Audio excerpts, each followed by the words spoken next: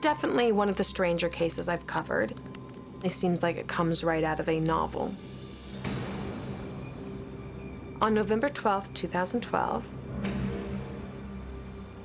Jake Nolan set out to the office and home of Dr. Michael Weiss. Jake had with him a duffel bag with a massive sledgehammer, a steak knife, zip ties, and he's walking through the streets of Manhattan with this. When you walked into Dr. Michael Weiss's office with that duffel bag, with the weapons that were inside, what did you intend to do? You know, I intended to kill him.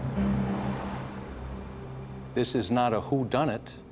He did what he was accused of doing. But the big question was, why? I saw Jake Nolan brainwashed by Dr. Pamela Buchbinder. An Ivy League trained psychiatrist. She's brilliant. I would have done anything for Pamela. It happens so slowly that you don't really recognize this growing feeling inside of you that one day you wake up and say, I'll kill for this woman. By the end of this manipulation by Dr. Buchbinder, Jake Nolan had become weaponized to attack Dr. Weiss, the man with whom she had been fighting over custody of her son. They hated each other, and in turn, she made me hate him. She had already told me that she wanted me to hit him over the head, playing like, Maxwell's Silver Hammer by the Beatles repeatedly in the house. Bang, bang, Maxwell's Silver Hammer made sure that she was dead. Jake Nolan suffered from bipolar disorder. He had these learning problems. He had personality problems. Pamela took someone who she knew was severely mentally ill, and she morphed me into whatever she wanted me to be, and I obeyed, just like a puppet. She used him for her own benefit. She sacrificed him. His office door was open, and I see Michael sitting in a chair.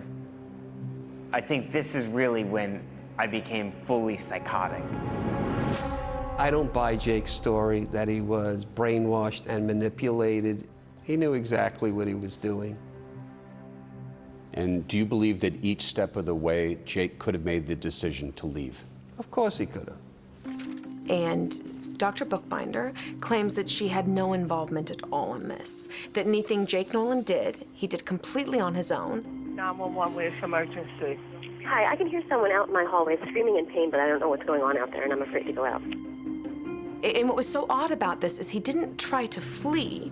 Jake Nolan starts snapping selfies of himself, covered in blood. I mean, who would possibly snap a selfie of themselves right after they tried to murder someone?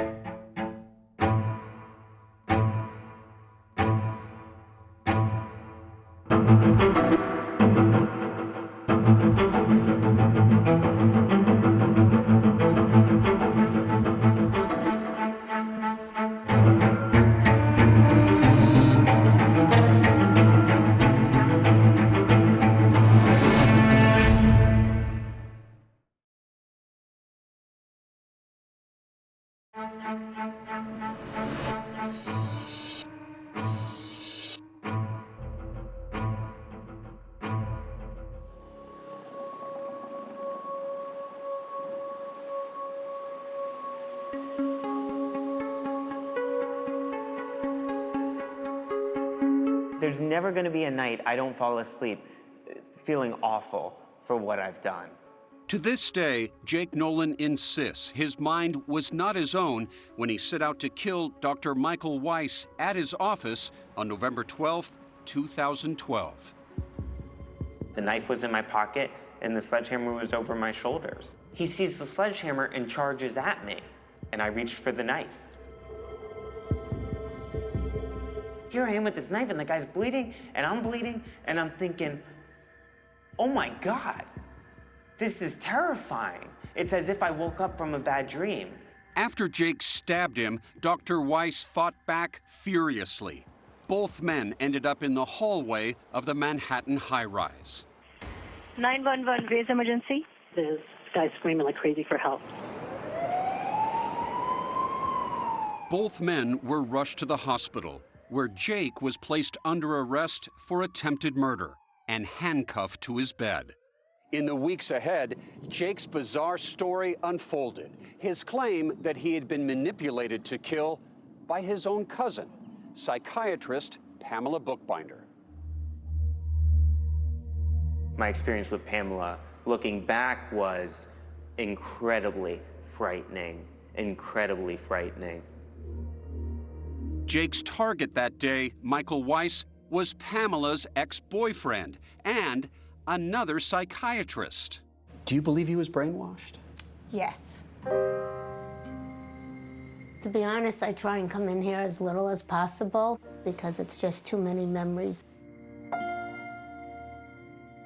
Debbie and Jim Nolan, Jake's parents, are devastated.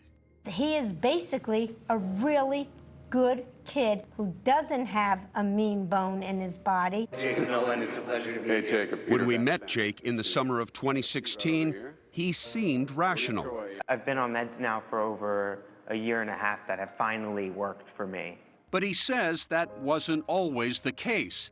Jake's parents insist that to understand how and why their then 20-year-old son could have been conditioned to kill, you have to go back to his childhood. Jake was our third and our youngest child. He was an absolute delight. He was gifted, he was smart, he liked to invent things. But Jake also had problems. By the age of 5, he was diagnosed with ADHD, attention deficit hyperactivity disorder. There was something with him that just wasn't the same as everybody else, and we started to notice significant changes in his personality and his demeanor around the ages of 14, 15. What did you see? He went through these large mood swings. Still, Jake had moments of brilliance while in high school in Miami. He made news after he won a prestigious contest, co-inventing a study tool app for iPhones called Flash Me. And then a month later, I couldn't get out of bed. My parents bribed me with everything to get out of bed. Please get out of bed. Please get out of bed, Jake. You gotta go to school. Please go to school today. Don't miss another day of school. Jake was then diagnosed with depression and anxiety. These episodes worsened to the point where at the age of 17, Jake threatened to kill himself. He got a butcher knife from downstairs and he took it upstairs to his room and he said he was going to kill himself.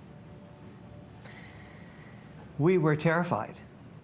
Jake was hospitalized and was also diagnosed with bipolar disorder. Bipolar disorder is a severe and chronic mental illness that's characterized by severe mood swings. Psychiatrist Dr. Sasha Bardet has evaluated Jake for the defense. Swings that go from deep, dark, suicidal depressions to periods of incredible elation, grandiose ideas, poor judgment.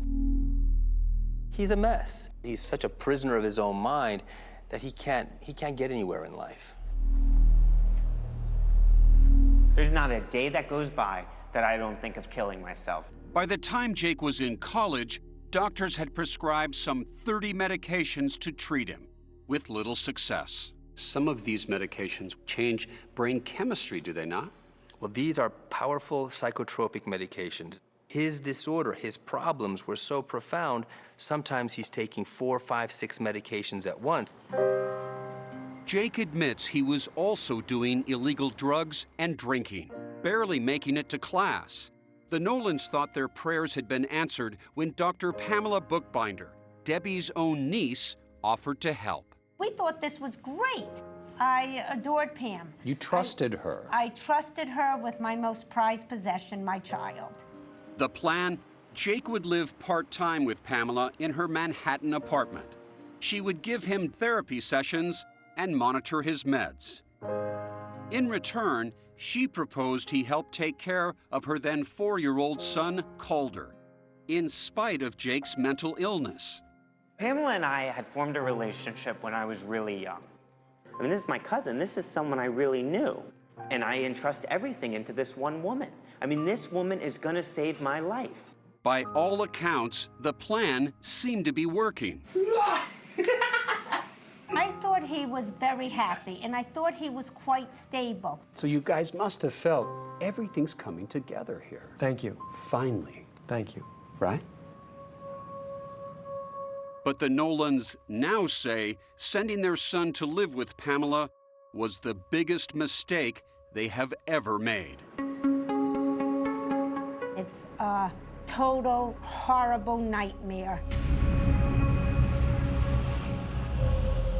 To hear more of the 911 calls, join us on Facebook at 48 Hours.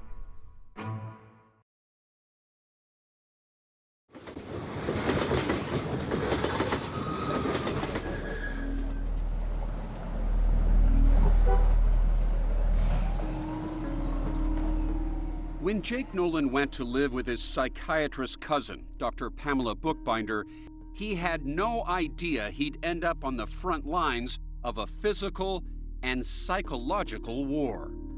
The relationship between Dr. Buchbinder and Dr. Weiss was very toxic from the outset. Reporter Rebecca Rosenberg has covered the case for the New York Post. The relationship was on again, off again. There were allegations of domestic violence on both sides. It definitely got physical. Roland Acevedo is an attorney for Dr. Michael Weiss. Is it true that Pam once attacked Michael with broken glass? She was arrested and charged with an assault. He received stitches. I mean, there's physical proof that he was attacked. Is it true that Michael Weiss has also been arrested in the course of this war with Pam?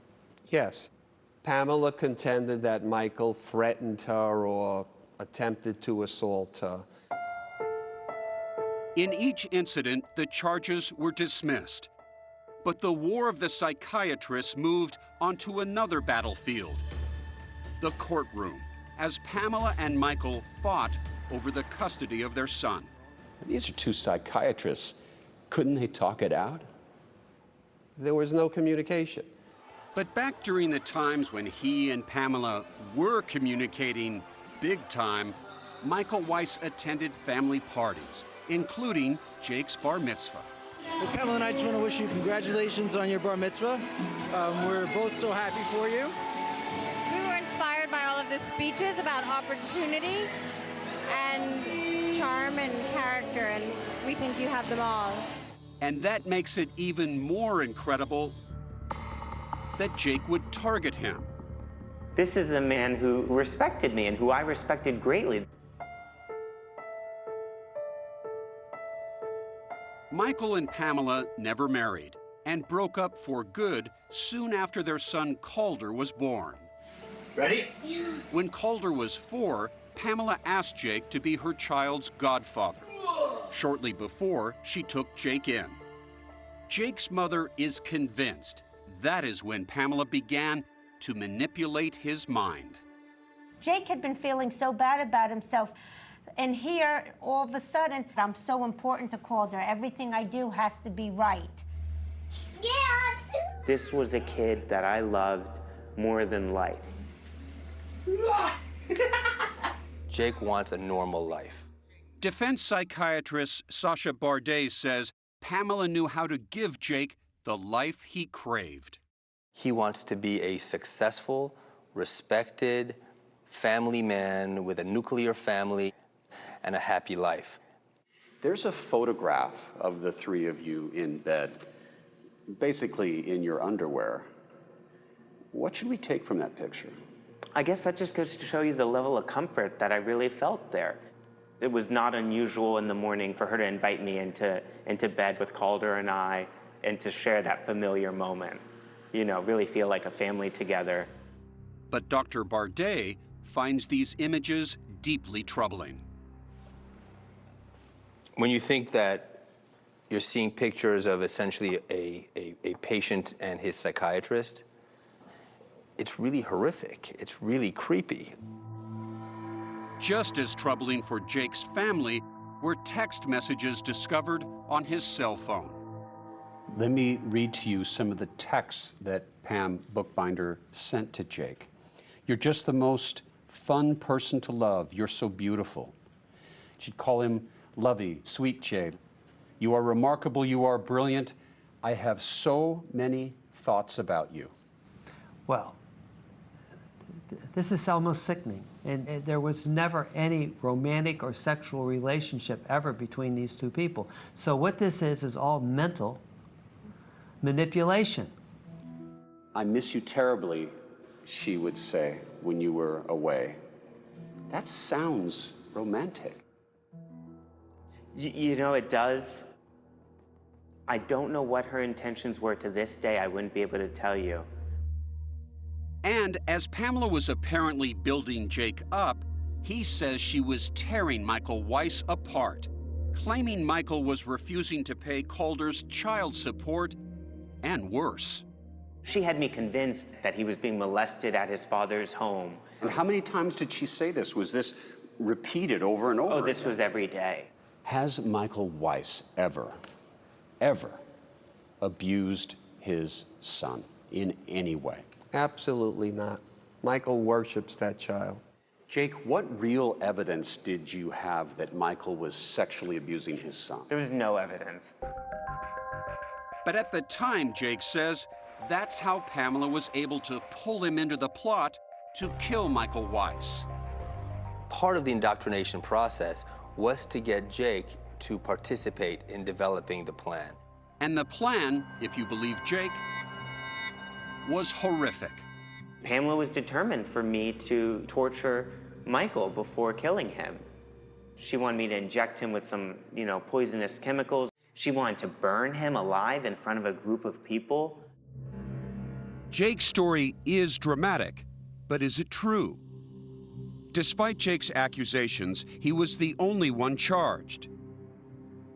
But Michael Weiss sued Dr. Buchbinder for the attack, and in court papers, she calls the claims against her utterly baseless and states, "I never asked Mr. Nolan to attack or harm Mr. Weiss."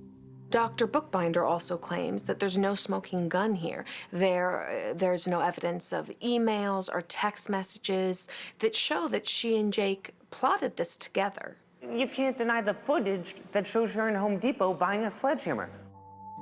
Jake insists this surveillance video at a Home Depot in New York City proves his claims. That's Pamela standing next to him, paying for the very tool that police would find the next morning on the floor of Michael Weiss's office. Jake, there's no one that really disputes that you suffer from mental illness. But could you have another problem as well? Could you be a sociopath? No, I could not. Had I never met Pamela Buchbinder, this wouldn't be my story.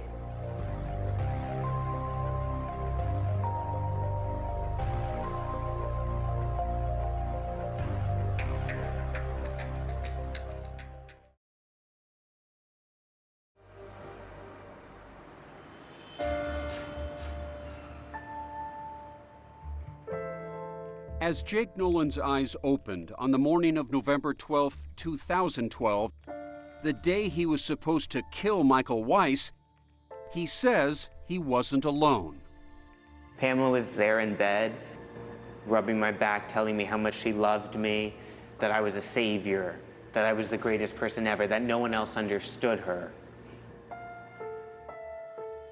Just the night before, Pamela had bought this sledgehammer at a Home Depot in New York. That is Pamela Buchbinder paying for the sledgehammer. She's right there. She has cash in her hand. With plans, Jake claims, of having him bash her ex-boyfriend in the head. I intended to kill him. Jake says that Pamela's lovey-dovey mood quickly changed as she allegedly packed a duffel bag with weapons. She was hysterical, crying tears as she put the sledgehammer into a duffel bag with a kitchen knife. Like she's packing a bag to head off to school, except this is to head off to a murder. Exactly. And there was one more item that was vital to the scheme. The night before, she had provided me with the map and how to get into his apartment. She handed me that. This map, which Pamela drew herself, showed the multiple entrances of Michael Weiss's building. Michael's attorney, Roland Acevedo. Do you believe essentially this was a battle plan map? I believe it was a map that Jake was provided to allow him to get access to Dr. Weiss's apartment without going through the normal security measures. Pamela says she never gave Jake the knife, and that the map was given to Jake to help care for Calder. It had the daycare where he was going. It had Dr. Weiss's building. Jake says Pamela said goodbye that morning with just one goal in mind. Today's the day. Life is going to be so much better after Michael is, she used the word terminated, after Michael is terminated. Clutching that hand-drawn map, Jake headed to Michael's Midtown Manhattan high-rise. He kind of scoped out the building on different sides. It had two separate entrances. Entered through the business entrance. Jake signed in, writing that he was heading to a tutoring center in the building called Bright Kids. It was marked on the map. He didn't even bother using an alias. I signed in with my own name. Remember, I was willing to die for this woman. I wasn't trying to hide anything.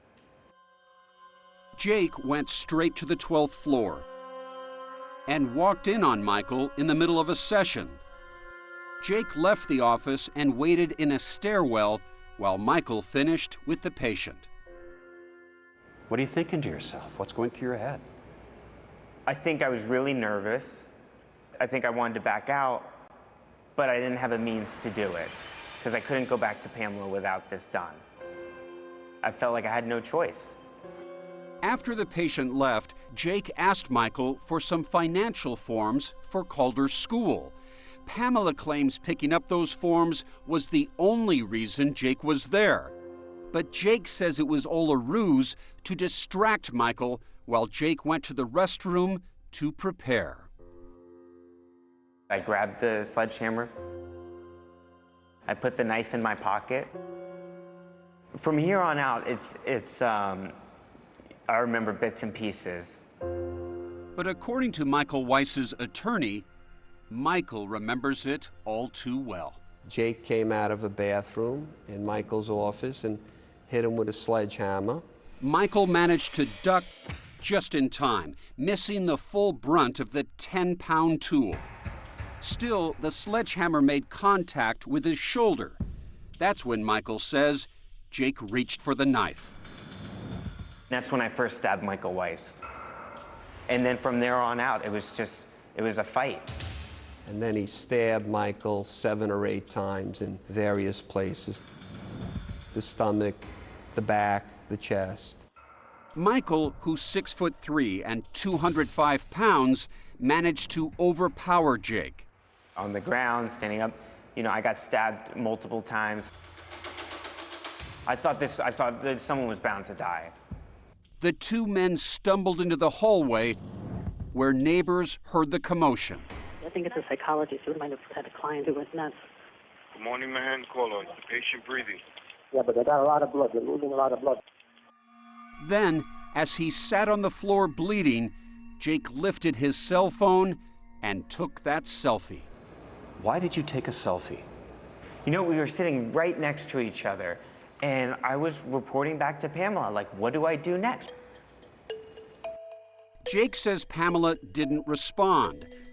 A short time later at the hospital, Jake tried texting her again. This is what you wrote. In hospital, please come. Michael bleeding badly. Same. I walked into office. He stabbed me with my knife in the heart. This time, Pamela answered with a single word. Where? There was no plan for after the attack. I think it was Pamela's plan to just dismiss me and like, oh, well, he tried to kill him, he lost, try again later. I mean, I really believe it's her plan to try again later. Hospital records say Jake was in a manic state after the attack. Pamela eventually showed up at the ER, but was not allowed to see Jake. I was in full-blown psychotic episode. I was heavily medicated on morphine. Michael Weiss suffered multiple cuts to his upper torso and legs.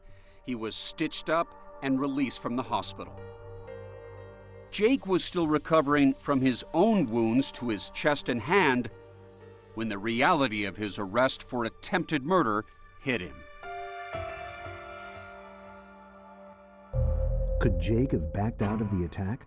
See more of the crime scene photos at 48hours.com.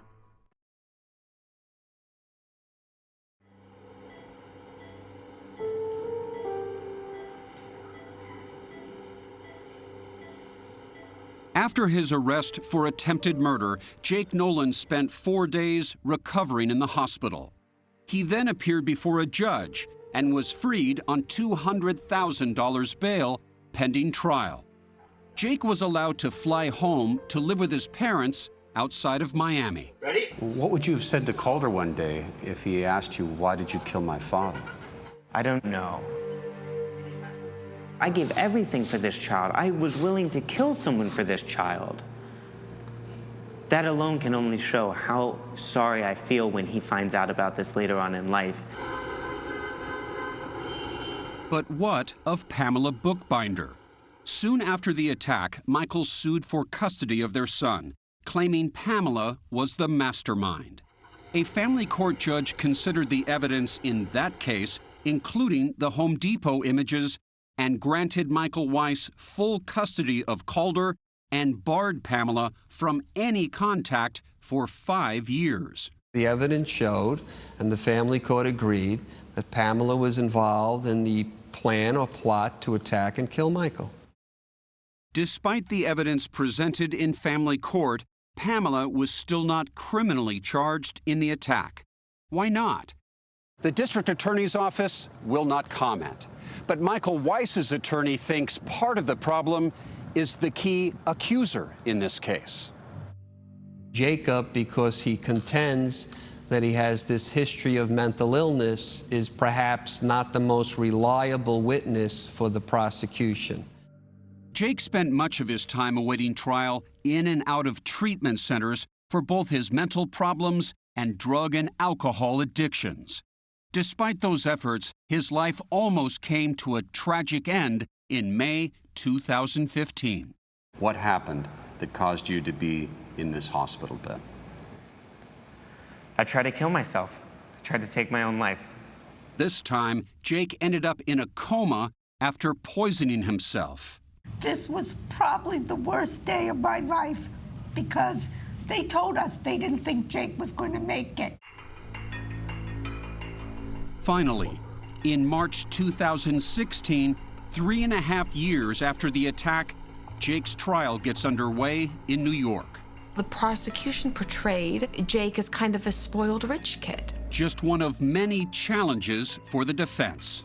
Jake Nolan was a very unreliable narrator of this event. For one thing, it wasn't until weeks after the attack that Jake claimed Pamela had manipulated him. Another problem? He gave at least 3 different versions of what happened. Each was meant to cast him in the most innocent light possible. In one version, Jake tried to put the blame on Michael Weiss. When the first responders showed up, he immediately pointed the finger at Dr. Weiss and said, "He stabbed me." In another account, Jake told investigators he never swung the sledgehammer. This was a big hammer. I couldn't even lift the thing up. Jake claims he only brought the sledgehammer and knife because he was afraid of Michael. Perhaps most stunning of all, a third version. He claims that Dr. Weiss pulled the sledgehammer out of his bag and attacked him first with it. So that really doesn't make any sense. I mean, how would Dr. Weiss even know that the sledgehammer is in the bag? Jake has said he had been convinced the attack on Michael was the only way to save Calder. But at trial, prosecutors hinted at another motive. Michael Weiss had taken out a $1.5 million life insurance policy. The beneficiary was his son, who probably at the time was 3 or 4 years old. But there was a catch. Just 3 days before the attack, Michael agreed to make Pamela the policy's irrevocable trustee. What does that mean in English? Irrevocable means can't be taken back. So if Michael dies? If Michael passed away, the child would get the $1.5 million, but she would be the person that controlled the money for the child. Jake insisted he had no clue before the attack that money may have been involved. I had no idea. Pamela never mentioned that to me. Her plan was for you to kill him. But the most damning evidence came from Jake himself. The prosecution's psychiatrist interviewed Jake before trial, and clips from the exam were played to jurors.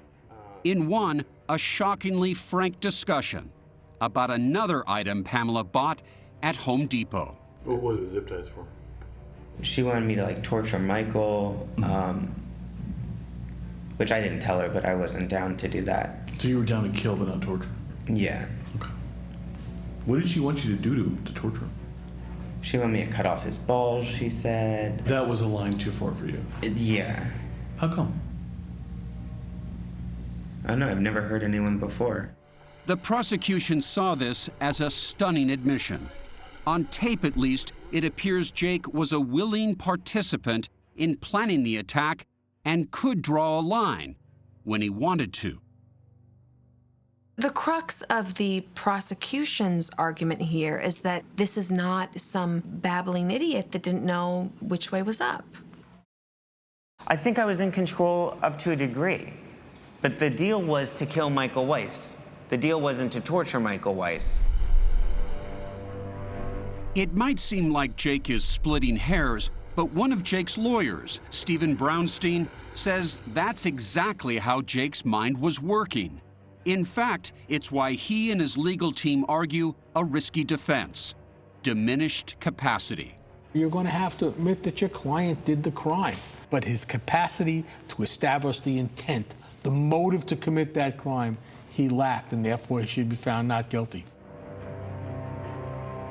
I understand that the prosecution feels that clearly Jake never had a gun to his head. In my opinion, psychologically speaking, he did. Dr. Sasha Bardet, who testified for the defense at trial, says Pamela had replaced Jake's free will with her own. It's very much like a cult where there is a shaping of the person's thought processes to meet the cult's ideals. It's a small cult. It has 2 people in it. There's the cult leader, Pamela Buchbinder, and the cult member, Jake Nolan. Jake never takes the stand. Pamela Buchbinder never even set foot in the courtroom. Neither side called her to testify. In March of 2016, after a 2-week trial, the jury began its deliberations. In less than an hour, The jury comes back. We have reached a verdict. Guilty. Guilty of attempted murder. It's unjust. I'm no harm to society. And a little over 3 months later, the judge describes the attack as an act of extreme brutality and violence, and sentences Jake Nolan to 9.5 years in prison. You're in just such shock. I was like somebody just crushed me from top to bottom, just totally took my heart right out of me. And what of Michael Weiss, the man Jake Nolan would have killed if the murder plot had succeeded? He's been traumatized by this. I know what I did was very serious, but there is also another party that needs to take responsibility too. And that person is? It's Pamela Buchbinder. And her role in this sordid case is about to take... Let's wait till she comes down.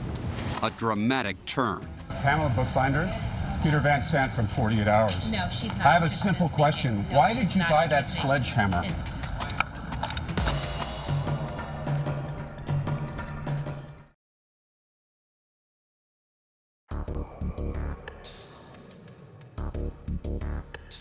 Pamela Buchbinder, the most talked about woman during Jake Nolan's trial, had always managed to elude the public. But we caught up with Pamela about 4 months after Jake Nolan was sentenced. I have a simple question. Why did you buy that sledgehammer? You know what? You can answer that question. Were you going to do some home improvement, or were you buying a murder weapon? Out of her face. I can can't touch touch the camera. Pamela. Get it out of her face. Get it Pamela, out of you her can face. answer that question. But on October 19th, 2017, almost 5 years after Michael Weiss was attacked, the law finally caught up with Dr. Pamela Buchbinder. Buchbinder was arrested at a friend's house outside Syracuse, New York. She was charged with second-degree attempted murder and first-degree attempted assault.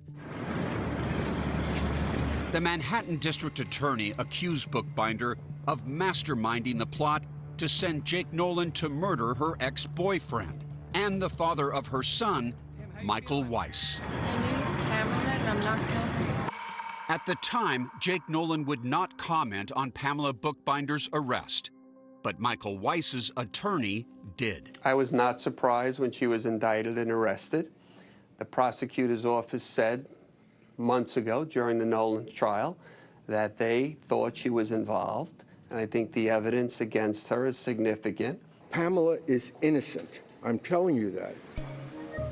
Pamela Buchbinder hired 2 top New York defense attorneys, Ronald Fischetti and Eric Franz, Pamela Buchbinder had nothing to do with that, who say that this video of Buchbinder buying that sledgehammer is just a sideshow. Pamela Buchbinder is an educated psychiatrist, not Wile E. Coyote. She didn't plan to orchestrate a murder with a sledgehammer that the man couldn't pick up. Buchbinder's attorneys argued before 2 judges that their client should be granted bail, and her family offered to put up a $1.5 million bond to guarantee she wouldn't run off. This despite the fact that when she was arrested, she had in her possession her passport, birth certificate, and her son Calder's expired passport. The entire world has fallen on this woman, periodically, methodically, over the last 5 years. And what did she do? She engaged counsel, she engaged a bondsman, she stayed around and made no attempts to flee. Her attorneys contend that the case has essentially been solved and that Jake Nolan is the sole perpetrator. He admitted everything. When you walked into Dr. Michael Weiss's office with that duffel bag, with the weapons that were inside, what did you intend to do? You know, I intended to kill him. Buchbinder's legal team later pointed to what they say is an incriminating new piece of evidence found buried in their legal file. A note allegedly written by Jake Nolan to his mother Debbie after the attack in 2012 as he recovered in the hospital. It reads, "Pamela has nothing to do with this." This man acted completely on his own. So it's a very, very crucial piece of evidence. Remember, Jake's defense team said he wrote this letter while he was in what his doctors called a manic state and heavily medicated. That note probably can't be admitted into evidence in any event because it's hearsay. After the judge heard these arguments, he refused to grant Buchbinder bail. She was ordered held in New York's notorious Rikers Island jail, where she remained for 5 years through legal wrangling and the pandemic. Then on September 7th, 2022, in a pretrial hearing, she made a stunning announcement. She accepted a deal to spend 11 years in prison in exchange for pleading guilty to attempted assault and a lesser charge in connection with Dr. Weiss's attack, seemingly bringing her case to a close. But just 1 month later, Buchbinder turned her routine sentencing on its head, with her lawyers telling Judge Farber that she wanted to withdraw her plea. She claimed on the day she agreed to the deal, she was exposed to mace on Rikers Island. She did not take her medication, and she inadvertently got a contact high when someone was smoking drugs on her bus ride to court. But Judge Thomas Farber would have none of it.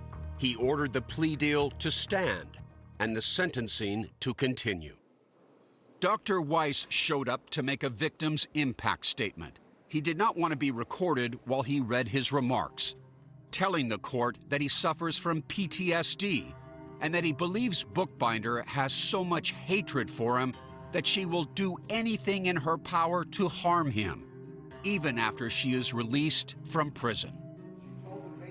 Prosecutor Joel Seidemann was next, and he did not hold back. I think it's necessary to make the record straight. The defendant tried to have Dr. Michael Weiss murdered. She hated his guts. She sought to destroy him because of their failed relationship. She stood to control $1.5 million in life insurance on his life in the name of his son. Buchbinder's attorney had heard enough. Objection, Your Honor. It has nothing to do with the underlying allegations in this case. It's a sentencing, not a lynching. I understand, Mr. Franz, but I don't control what the DA says at sentence. And Seidemann kept going. She's on video. All of her genius, in terms of academic genius, didn't mean that she could outwit the NYPD, who immediately went to Home Depot when they saw the sledgehammer and they knew where it came from. And she sent Jacob Nolan with a map. Buchbinder's lawyer finally had his chance to speak. Well, that was a rather unpleasant experience following a negotiated disposition. The bottom line is, her pleading guilty is not a license to step on her throat and just say whatever you want. That's an injustice. She stands ready for sentence, Your Honor. Ms. Buchbinder, you can speak if you wish to. You don't have to. She was brief. If there was one true statement Mr. Seidemann said, I missed it. Judge Farber had the final say. There can be no doubt that if you plot to bash somebody's head in with a sledgehammer, that the intent is to cause his death. He then reminded everyone that he presided over Jacob Nolan's trial back in 2017. The compelling and powerful evidence at that trial supported Mr. Nolan's account that Ms. Buchbinder planned to brutally murder Dr. Weiss. Farber then sentenced Buchbinder to serve 11 years in prison, and he also issued an order of protection for Dr. Weiss. And just before officers took Buchbinder away, she turned to her family and friends, who blew kisses at her. Defense attorney Monica Nezhatim says that in 2027, Pamela Buchbinder will be free to start her life over and even reach out to her son. There's no question about her love for her son.